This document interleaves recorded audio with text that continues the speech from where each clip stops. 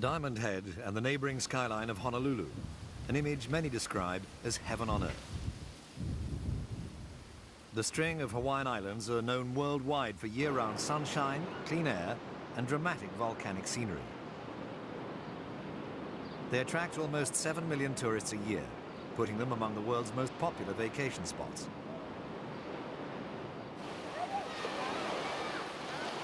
Tourism accounts for 40% of the jobs on the islands and brings in more than $9 billion a year.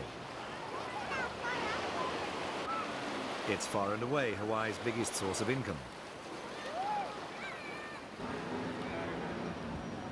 The ever-increasing horde searching for the sun means more and more hotel rooms are needed.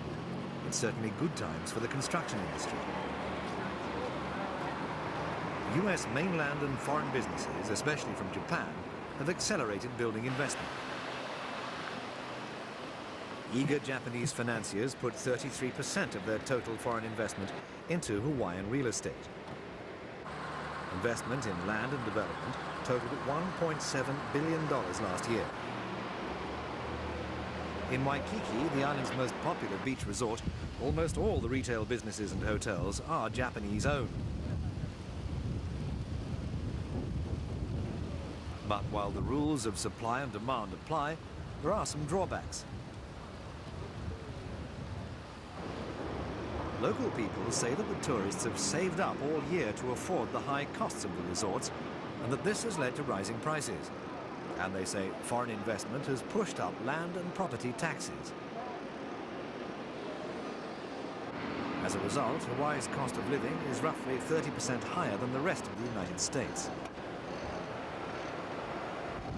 State officials for economic development welcome the investors and play down the negative side. We've seen a rapid increase in the price of housing over the last several years, partly because of investment, not necessarily by Japanese, but by people from outside the state, and the scarcity of land for development. Housing is expensive, partly because of limited availability. The average home costs $220,000, a lot more than the national average. The result? Thousands of residents forced out of their homes, many with no option but to live in a squatter camp on the beach.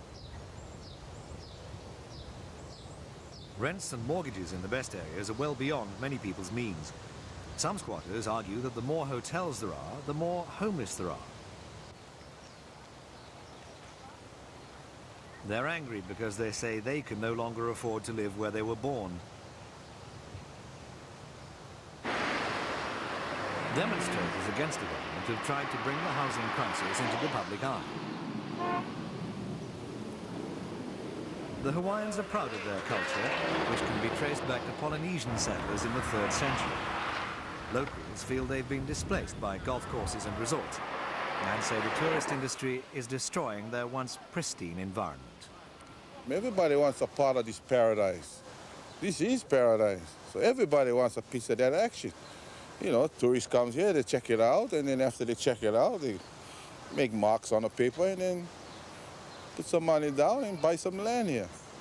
A lot of this land is being given by the state of Hawaii, that the land that belongs to the Hawaiian people, most of all the Hawaiian people. And whereas they are the ones getting shafted.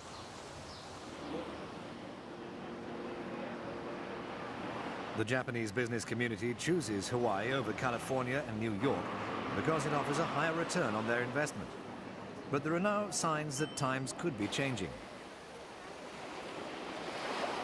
Japan's financial system, like most of the world's major markets, has felt the effects of recession. Credit is no longer as readily available, and the stock market is on a steady decline. Yet many Hawaiians still see the Japanese as their biggest threat. The yen is more powerful than the dollar, and it can buy more, including their rapidly dwindling supply of treasured land. Land purchased for posh hotels and luxury condominiums isn't the only sore point. The Japanese developers have won deals to convert farmland into golf courses. Hawaiians see this as replacing local jobs and food production with recreational facilities, the profits going to Japan. Locals are trying to drum up attention across the nation for their cause.